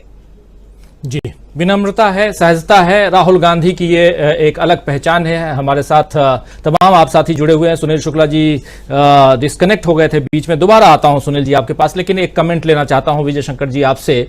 आप तमाम हमारे पैनलिस्ट साथियों की बात आप बहुत गौर से, बहुत ध्यान से सुन रहे थे। आपके पास ये जरूर समझना चाहूंगा, राहुल गांधी की हम बात कर रहे हैं, लेकिन जब राहुल गांधी के ऊपर बहुत सारे ठप्पे लगते रहे, शहजादा भी कहा जाता है, क्या शहजादा ऐसा ही होता है जो संघर्षों में जीता है? क्या शहजादा ऐसा ही होता है जिसके पास अपना घर ना हो, जो रेंट का मकान खोज रहा हो? जरा शहजादा आपसे समझना चाहता हूं कि ऐसे शहजादे को, जिसके पास सांसदी जिसकी चली जाए, जो मेहनत कर रहा हो, जो किसानों के बीच जा रहा हो, जरा क्या ये शहजादा, और जिसको लालू प्रसाद यादव कहते हैं कि अब दूल्हा बन जाओ, इसमें कोई कमी नजर आ रही है? दूल्हा तो बनना ही चाहिए। विजय शंकर जी, विजय शंकर जी भी शायद डिस्कनेक्ट हो गए हैं। हमारे दोनों साथी कान, हाँ विजय शंकर जी आवाज आ रही है हमारी? आ रही है आप लोगों के पास? जी जी, अब आपकी आवाज आ रही है, मेरी आवाज आ रही है? जी जी, जहां तक ये बात हम कर रहे हैं कि राहुल गांधी विपक्ष के चेहरा उभर चुके हैं या नहीं, इस बहस के बारे में मैं उससे ये कहना चाहूंगा कि राहुल गांधी ऑलरेडी विपक्ष के चेहरे के रूप में सामने आ चुके हैं। विपक्ष के चेहरे के रूप में जो वैक्यूम था उसे राहुल गांधी ने बड़ी खूबसूरती के साथ भर दिया, और जब उसे भरा तो उसके भरने के पहले उसने जो परीक्षा दी, उन्होंने जो संदेश दिया, वैसा संदेश शायद हाल की राजनीति में किसी ने नहीं दिया होगा। वह था जनता से लगातार जुड़ने का, चाहे भारत जोड़ो यात्रा का 4000 किलोमीटर लंबा पैदल सफर रहा हो, या truck driver, delivery boys, mechanics आदि लोगों के साथ मिलना हो, मणिपुर जाना हो, वहां हर जगह वो विपक्ष के चेहरे के रूप में गए, एक जन नेता के रूप में गए। और सबसे बड़ी बात है कि उनकी विनम्रता बनी है। व्यक्तिगत तौर पर उनकी विनम्रता का मैं साक्षी भी रहा हूं, अलग कभी बताऊंगा। लेकिन जहां मैं ये कहना चाहूंगा कि प्रधानमंत्री कौन होता है, यह चुनाव के बाद जो सबसे बड़ा गुट होगा वो तय करेगा। जाहिर चुनाव के बाद अगर विपक्ष पावर में आता है, अगर हम इसकी संभावना को लेकर चलते हैं कि विपक्ष पावर में आ रहा है, तो विपक्षी दलों में जो सबसे बड़ी पार्टी होगी उसका नेता स्वाभाविक रूप से प्रधानमंत्री पद का उम्मीदवार होगा। अब वो नेता कौन होता है, इसे वो दल चुनेगा, विपक्ष चुनेगा। भारतीय जनता पार्टी दरअसल इस मामले को प्रधानमंत्री वर्सेस प्रधानमंत्री के चेहरे के रूप में लाना चाहती है, ताकि वो इसी मामले पर वो केंद्रित रहे। अगर राहुल गांधी का नाम वो सामने ला रहे हैं, इसलिए नहीं ला रहे हैं कि राहुल गांधी के प्रति उन्हें बड़ा अनुराग है या जो भी हो, वो इसलिए ला रहे हैं कि इस मामले को परिवारवाद से जोड़। नेटवर्क काफ़ी डाउन है विजय शंकर जी का भी। हमारे दोनों साथी जो कानपुर से जुड़े हुए हैं, दोनों का नेटवर्क यहाँ अभी दिखाई दे रहा है। कुछ गड़बड़ जरूर है उधर नेटवर्क में, बारिश भी हो रही है उस हिसाब से भी। लेकिन एक बार आना चाहता हूँ, अमलेंदु जी कुछ जोड़ना चाह रहे हैं? अमलेंदु जी, अच्छा ठीक है। प्रोफेसर अखिल स्वामी जी, जरा अब एक दूसरे पहलू पे आना। हाँ सिंह साहब, आप अपनी बात प्लीज समाप्त कीजिए, क्योंकि बीच में डिस्कनेक्ट हो गया था। मुझे बस यही कहना है कि पार्टी की बौखलाहट इसलिए है कि कांग्रेस आक्रामक हो गई है। कांग्रेस ने अब भारतीय जनता पार्टी के हर दांव का जवाब देना शुरू कर दिया है, चाहे सोशल मीडिया हो, चाहे वो अखबार हो, चाहे वो प्रेस कॉन्फ्रेंसेस के थ्रू, या चाहे सड़क पर हो। और इससे बीजेपी बौखलाई है। उसको ये उम्मीद थी, ये सोची थी कि कांग्रेस पार्टी किसी तरह से सत्ते में रहेंगे और पीछे रहेंगे और मैदान उन्हें खाली मिलेगा। अब उन्हें मैदान ज्यादा खाली नहीं मिल रहा है। अभी भी स्थिति है, आज उनका प्रदर्शन हुआ। आपको प्रदर्शन करिए, प्रदर्शन करने का अधिकार आपको भी है अगर आप विपक्ष में है तो। बिहार में मैं पटना की बात कर रहा हूं, ये पुलिस पर इन्होंने लाल मिर्च के धोखा है। अभी भी स्थिति है, आप सत्ता में हैं तो धूल झोंक रहे हैं, और जहां विपक्ष की भूमिका निभा रहे हैं तो पुलिस और मिर्च का पाउडर झोंक रहे हैं। तो सीधी सी बात है, भारतीय जनता पार्टी की बौखलाहट बिल्कुल साफ है, और ये आने वाले दिनों में बौखलाहट और बढ़ेगी। जी आज दिन भर हालांकि पटना की तस्वीर दिखाई जाती रही, उसमें से एक बहुत बड़ी बात आप बता रहे हैं कि पुलिस के ऊपर लाल मिर्च के पाउडर अगर आप जो प्रदर्शनकारी हैं वो झोंके हैं तो पुलिस क्या करेगी? आप कुछ नहीं करते हैं, शांतिपूर्ण ढंग से जाते हैं, तब पुलिस आपके ऊपर लाठियां बरसाती हैं, तो कभी पानी की बौछार करती है। तो जब आप ऐसा करेंगे तब तो पुलिस भी कुछ करेगी ही करेगी। ये चाहे सत्ता पक्ष हो या विपक्ष हो, सबके लिए लागू होता है। अभी विपक्ष में वहां बीजेपी है, अभी बीजेपी पे लागू हुआ। बात बिहार की कर रहे हैं जिसके बारे में, और चूंकि पुलिस की पूरी नौकरी की विजय शंकर सिंह साहब ने, तो उनसे बेहतर और कौन जान सकता है कि पुलिस क्या क्या कर सकती है। खैर, आना चाहता हूं प्रोफेसर अखिल स्वामी जी आपके पास, आपसे समझना चाहता हूं। हम विपक्ष की बात कर रहे हैं, विपक्ष के नेता की बात कर रहे हैं, जरा विपक्ष की कितनी यहां पर उम्मीद है 2024 में, जिस लाल किला के पास अभी पानी है, बाढ़ का पानी है, यमुना जो कभी उसी लाल किले से बहती थी, आज फिर से इतिहास दोहरा रही है कि लो हम फिर आ गए। लेकिन उस लाल किले पर अगले साल 2024 का 15 अगस्त कब कौन झंडा फहराएगा? क्या मोदी जी फिर से आएंगे वहां, या कोई और चेहरा होगा। जो हम बात अभी कर रहे हैं, शुरुआत में इसकी चर्चा भी कर रहे थे प्रोफेसर अखिल स्वामी जी। अब जरा आपसे समझना चाहता हूं कि विपक्ष की उम्मीद कितनी, संभावनाएं कितनी हैं, क्या आप देखते हैं? क्या सिर्फ जो सत्ता पक्ष या जो विपक्षी दल के इस गठबंधन को पसंद नहीं करते हैं वो कह रहे हैं कि बस ये झुंझुना है, हाथ उठा करके सिर्फ आप फोटो खिंचवा लेने से बीजेपी को नहीं हरा सकते, ये बातें करते हैं लोग। जरा ये आप तमाम पैनलिस्ट साथियों से ये सवाल का जवाब चाहता हूं कि ये अभी जो एकता की बात हो रही है, पटना के बाद बेंगलुरु में अभी होगी, वहां से क्या कुछ निकल के आ रहा है वो तो हम आप तक पहुंचाएंगे ही, लेकिन अभी तक की जो बात है जिसमें हम राहुल गांधी को एक नेता के रूप में देख रहे हैं, ये सब चर्चा हम कर चुके हैं पिछले 1 घंटे में। लेकिन अब उसके आगे की चर्चा कि क्या सचमुच अगले साल 15 अगस्त 2024 को लाल किले से झंडा फहराने वाले मोदी ही नहीं बल्कि कोई और नेता होगा? अगर ऐसा है तो कैसे देखते हैं आप? देखिए राजीव जी, विपक्षी दलों का तो मुझे नहीं पता, लेकिन देश की जनता, मेरे जैसे जो वृद्ध युवा लोग हैं, उनके जो दिल की इच्छा है वो ये है कि एक दिल वाला आदमी देश का प्रधानमंत्री बने और लाल किले पे झंडा फहराए। देखिए राजीव जी, मैं सच बता रहा हूं, मैं सच बोलूंगा और सच के सिवा कुछ नहीं बोलूंगा। वो सच ये है कि अगले जन्म में मैं चाहता हूं कि मेरा अगर बेटा कैसा हो तो मैं चाहूंगा कि मेरा बेटा राहुल गांधी जैसा हो, जो अपनी मां की वैसी सेवा करे जो एक बेटे को करनी चाहिए।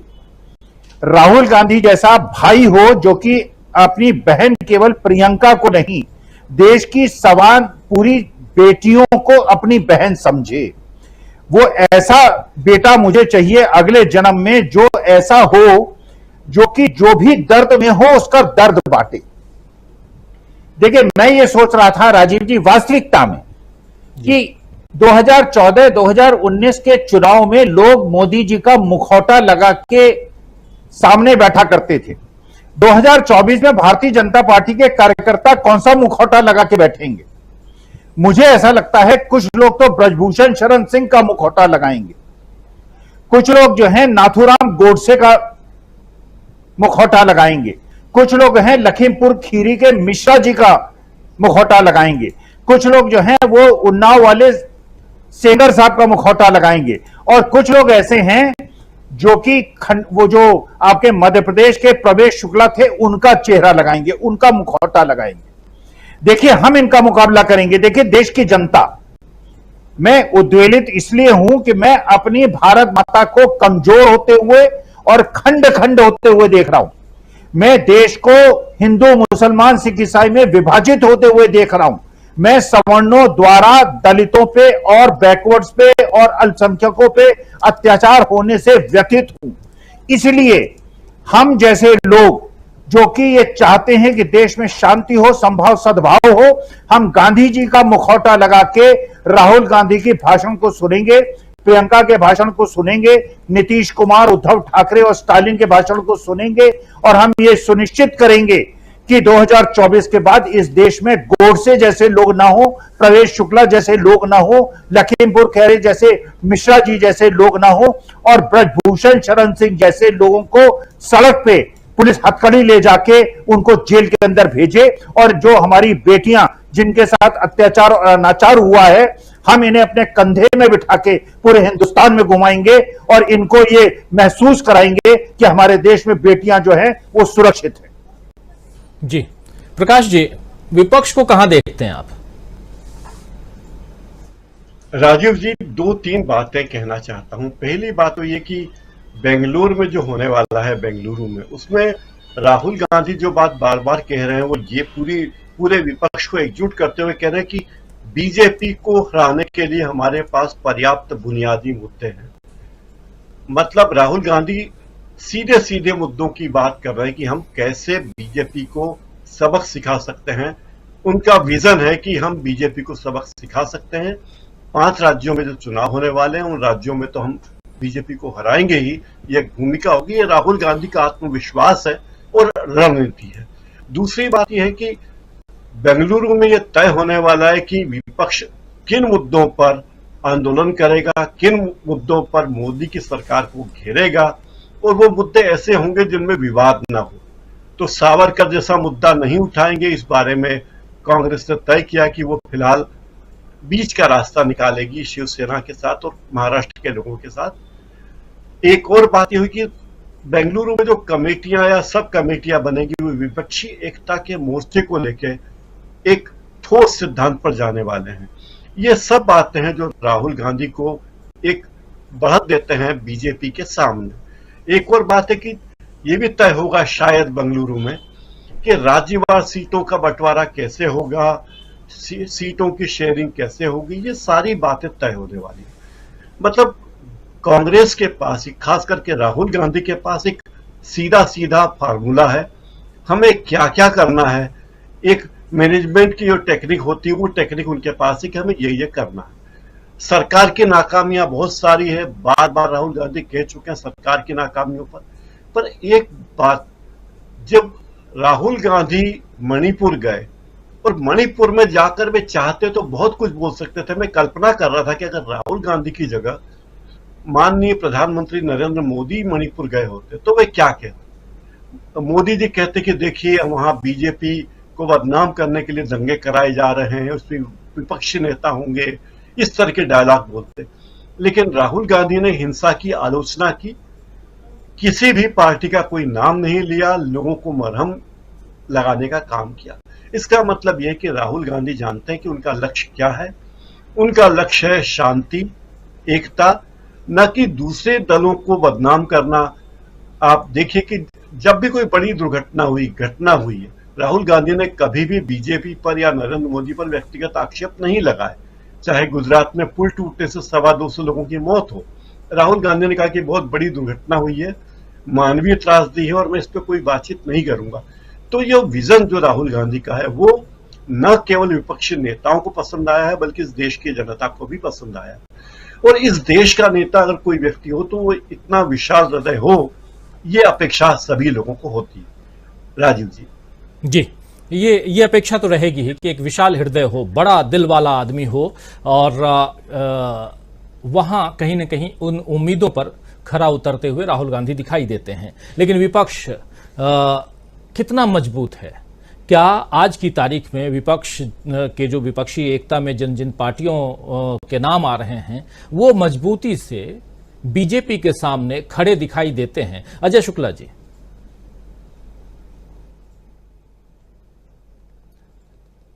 शुक्ला जी, क्या विपक्षी एकता की हम जो बात कर रहे हैं, क्या विपक्ष के जो विपक्षी पार्टियां हैं वो उतनी मजबूती के साथ बीजेपी के सामने या एनडीए के सामने खड़े दिखाई देते हैं? देखिए, मैं नहीं समझता हूं कि क्यों यह सवाल किया जाता है कि एनडीए को ही क्या मतलब स्थायी बड़ा जीत का और बड़ा वो है। अरे भाई, आप इंदिरा गांधी की सरकार को देखिए, राजीव गांधी की सरकार को देखिए, नेहरू जी की देखिए और देखिए, वहां तक भी अभी नहीं पहुंच पाए और वो भी सरकारें गिरी, बहुत साल सत्ता में नहीं रहे। तो चीजें हैं, इसलिए कोई स्थायी नहीं होता है। और आज भारतीय जनता पार्टी कितने % वोट के साथ खड़ी है? 37 वोट साहब, इससे ज्यादा वोट पा करके भी सत्ता में लोग रहे। तो मुझे लगता है कि ये बड़ा भ्रम फैलाया जाता है और ये जानबूझ के किया जाता है कि मोदी को कोई हरा नहीं पाएगा, ये ऐसे है, भाजपा तो बिल्कुल वो हो गई है, अब वो तो इतना बड़ा वो हो गई है कि उससे जो टकराएगा चूर चूर हो जाएगा। ये सब जो इसलिए किया जाता है क्योंकि आप डिमोरलाइज हो और उस डर के कारण आप ये सोचे कि अब आएंगे तो यही, तो कुछ भी कर लो, आएंगे तो मोदी। क्यों भाई, कुछ भी क्या कर लो, आप वोट दोगे तब आएंगे। यदि कुछ करे और न करे होता तो 37% वोट पे नहीं होते, 70% वोट पे होते। तो साहब, ये बिल्कुल स्पष्ट है कि नरेंद्र मोदी सरकार को असल में इस देश की जनता ने खारिज किया था। वो तो टेक्निकल कारण है कि विपक्षी जो वोट है वो बढ़ते हैं और इस कारण से एनडीए सरकार में, मैं इसको लेकर के बिल्कुल स्पष्ट करता हूं कि जो चीजें हैं जो अभी स्वामी जी कह रहे थे, बाकी सब लोगों ने जो बताया, उस स्थिति में मैं समझता हूं कि इस सरकार को अब खारिज कर चुकी है जनता, और वो अब मौके के इंतजार में बैठी है कब आए वक्त और इनको जवाब दिया जाए। आज वो स्थिति है और उसी पर हो रहा है सारी चीजें उसको लेके। इसलिए आप ये समझ लीजिए कि आज निगेटिव में जा रहा है, और जो लोग, कुछ लोग जो तमाम पार्टियों से खिसक के इधर आए थे, उनमें से बहुतायत को अब लगने लगा है कि फैसला गलत हो गया। संघी सिर्फ एक ही सोच रखते हैं जिसका नाम है नफरत, जिसका नाम है हिंसा, जिसका नाम है झूठ, जिसका नाम है मक्कारी, जिसका नाम है लोगों के हक छीनना, जिसका है कि सिर्फ अपने लिए जीना, राष्ट्र का नाम लेना लेकिन राष्ट्र को भी लूट लेना। ये वो लोग हैं, और जो ये लोग हैं ये कभी कुछ डिलीवर नहीं कर सकते, उल्टा आपका छीन सकते हैं, कर सकते हैं। तो ये वो लोग सिर्फ अपने लिए जीते हैं। तो ऐसे लोगों को अब वक्त आ गया है, और इस देश की जनता मुझे लगता है दिखाएगी। और इत्तेफाक है कि हम लोग, जितने लोग यहां बैठे हुए हैं, अधिकतर लोग जो है हिंदू समुदाय से आते हैं। इसके बावजूद आप बताइए, आज हम कह रहे हैं कि नहीं, सवाल उठा रहे हैं कि नहीं? तो ये सवाल उठा रहे हैं, इसका मतलब है कि वो हिंदू समुदाय भी सवाल उठा रहा है, जिसका सर्टिफिकेट वो बांटते हैं कि कौन हिंदू है कौन नहीं है। तो इसलिए आप ये समझ लीजिए कि इनका वक्त खत्म हो रहा है। जी, वक्त खत्म हो रहा है। सुनील शुक्ला जी, क्या आपको भी लगता है, क्योंकि ये एक ऐसा सवाल, और मैं ऐसे सवालों को लेकर जरूर आता हूं आप लोगों के बीच, जिसको आम जनता के बीच पहुंचाने की कोशिश होती है, और आप लोगों के जरिए उन सवालों का जवाब निकालने की कोशिश जरूर करता हूं। मेरे से भी पूछा जाए तो मैं भी वही कहूंगा जो अजय जी बोल रहे हैं, लेकिन अजय जी का यह कहना बहुत मायने रखता है कि क्या कुछ चल रहा है। क्या देश की जनता जो है वो वही सोच रही है जो 80-20 का नारा देने वाले सोच रहे हैं, या कुछ और हो रहा है? इस देश में क्या विपक्षी एकता जो है वो एनडीए को, यानी यूपीए या जो भी नाम ले लें, वो एनडीए को हरा नहीं सकता? जो गठबंधन होने वाला है, वो गठबंधन क्या एनडीए पर भारी नहीं पड़ सकता? सवाल तो हैं, लेकिन चूंकि ऐसा कहा जाता है कि नहीं, ऐसा नहीं हो सकता, मोदी नहीं तो कोई नहीं, मोदी है तो मुमकिन है, बहुत सारे नारे हम पिछले 9 साल में सुन लिए। वैसे में राहुल गांधी की बात भी हम कर लिए, इसीलिए विपक्ष की बात कर रहे हैं। क्या विपक्ष एक चुनौती देता हुआ दिखाई दे रहा है? बात यहां पर पश्चिम बंगाल की भी होने लगी है, होती है कि नहीं, वहां एक साथ अगर लड़ेंगे तो फायदा बीजेपी को हो जाएगा। आपको क्या लगता है? ये कौन कहता है राजीव जी कि हराया नहीं जा सकता? आप कहते हैं? मैं तो नहीं। डॉक्टर स्वामी जी कहते हैं? कौन कहता है? उन कहने वालों की पहचान कीजिए ना, और उसके बाद उसकी व्याख्या कीजिए। प्रकाश हिंदुस्तानी जी कह रहे हैं कि हमको हराया नहीं जा सकता। कह कौन रहा है? और कहां, जहां कहीं भी हराने की स्थितियां आई तो लोगों ने हराया नहीं। कर्नाटक में लोगों ने हराया नहीं, वहां मोदी जी नहीं थे। वहां मुमकिन है तो मुमकिन है, ये नारा नहीं था। वो तमाम तरह के नैरेटिव्स नहीं थे जो पूरे देश में चलाए जाते हैं। आज तथ्यों पे बात कीजिए ना। आप कह रहे हैं कि उनको नहीं हराया, जैसा मैं आपकी बात मान लेता हूं। तथ्यों पे बात कीजिए। इस देश के 27-28 राज्यों में कितने राज्यों में बीजेपी की सरकार है? उत्तराखंड, गुजरात, मध्य प्रदेश,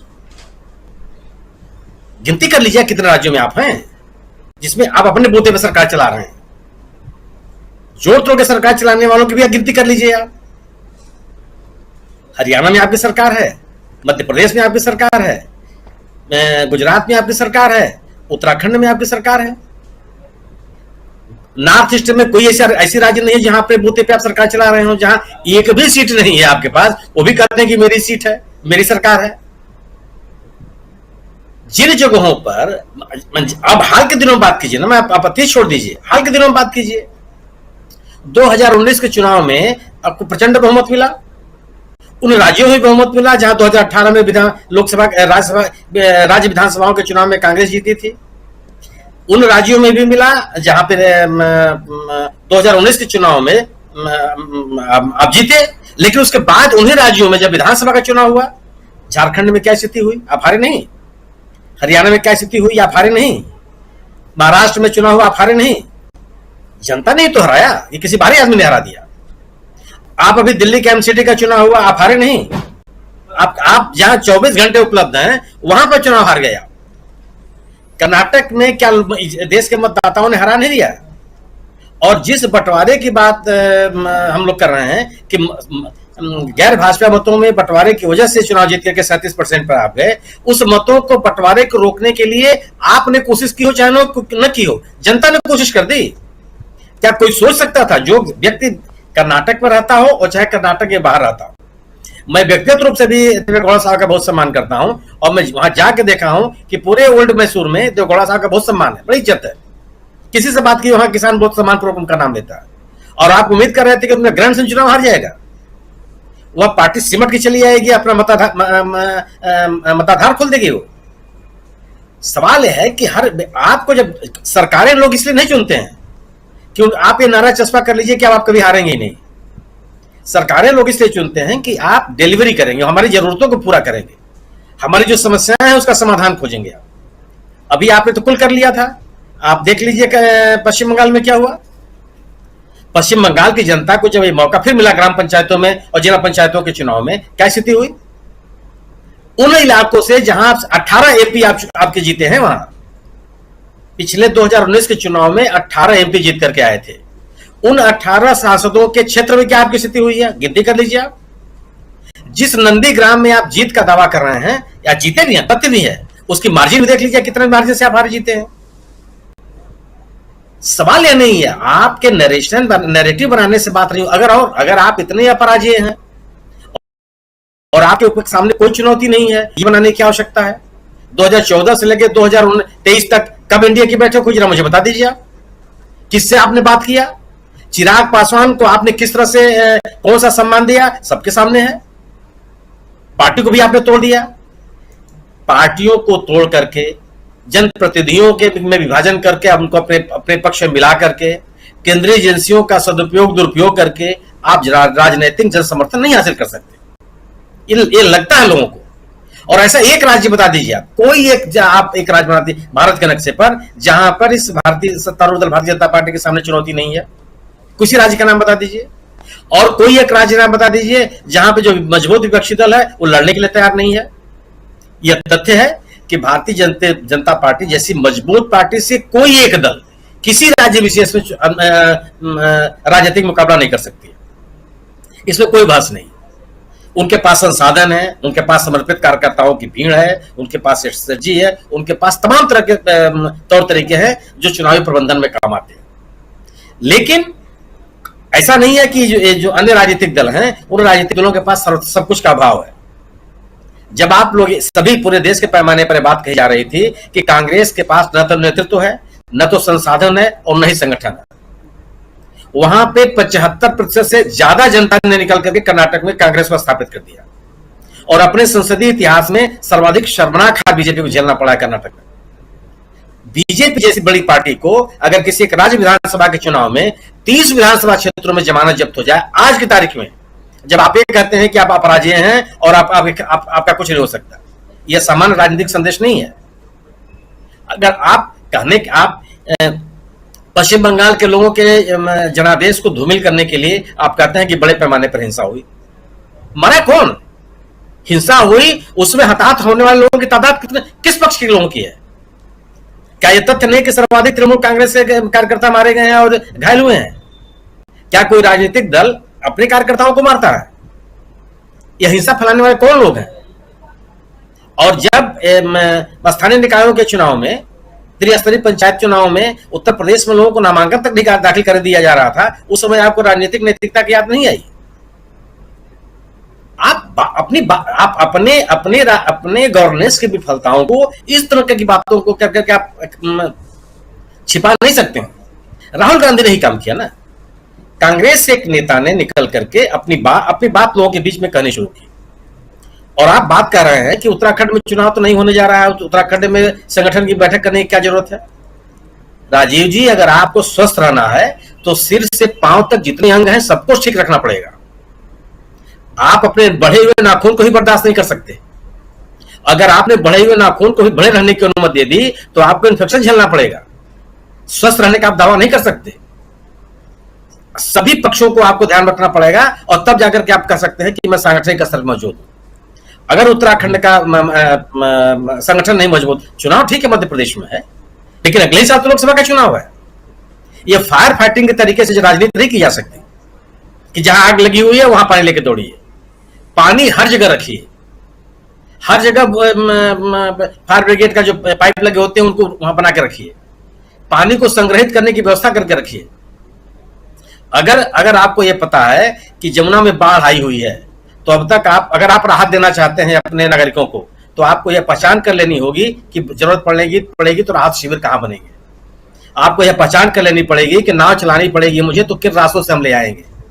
अगर आपको यह पहचान करनी पड़ेगी, अगर आप राहत देना चाहते हैं लोगों को कि उन राहत शिविरों में अगर बिजली नहीं होगी तो हमको कितने जनरेटर की आवश्यकता पड़ेगी।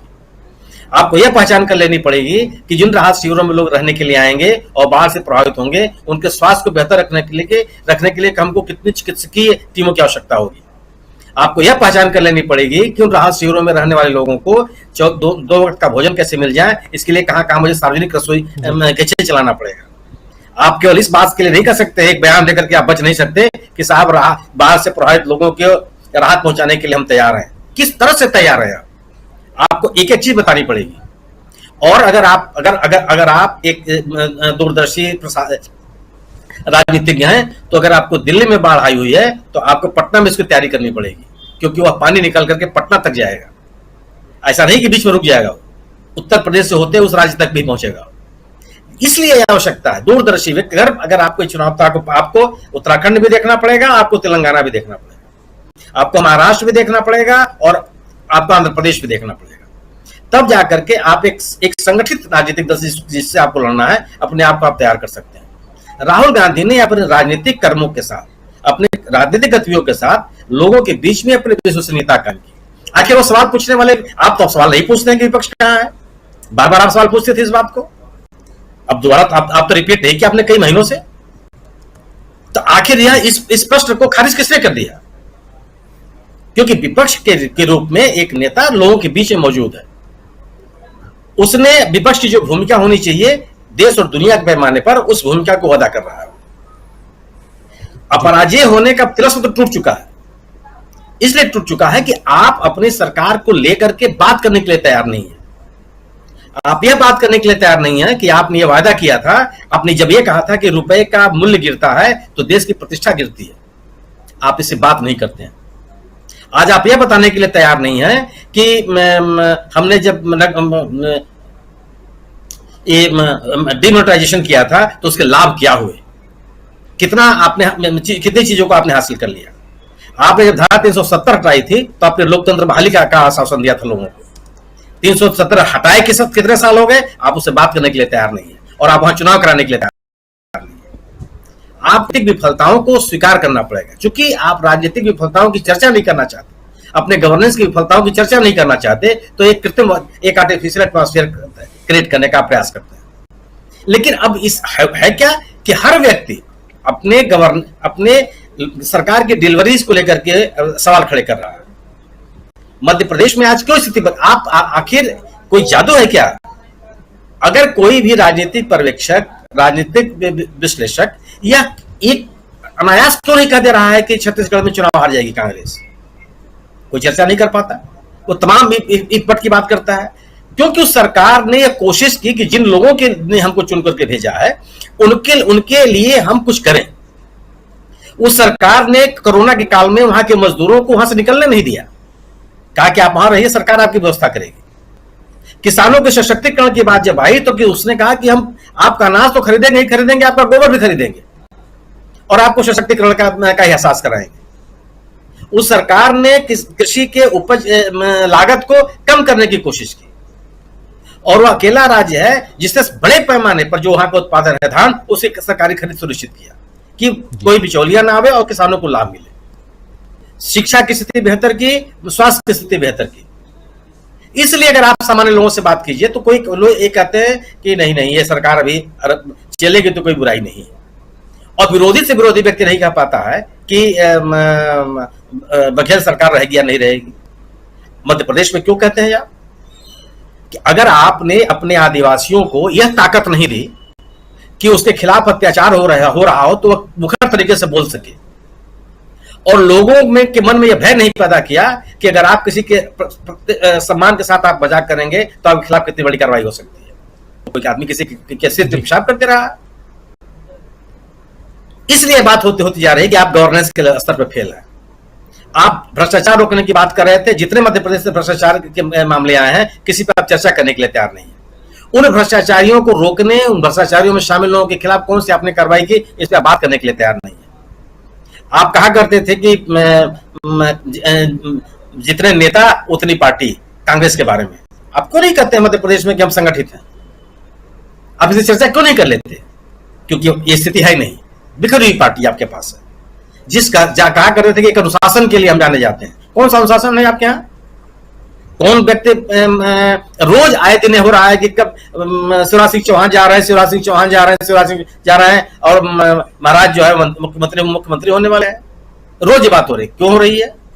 आप तो बहुत संगठित और अनुशासित पार्टी की बात करते थे आप कि बैकडोर में हमारा कोई काम नहीं होता।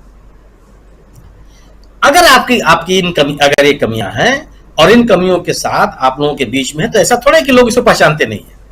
बिल्कुल। तो यह जो नैरेटिव है, ये मैं इसलिए आपसे पूछ रहा हूं कि वो सवाल कौन लोग कह रहे हैं कि हम अपराधी हैं, उनकी पहचान कर लीजिए, अपने आप आपको जवाब आ जाएगा।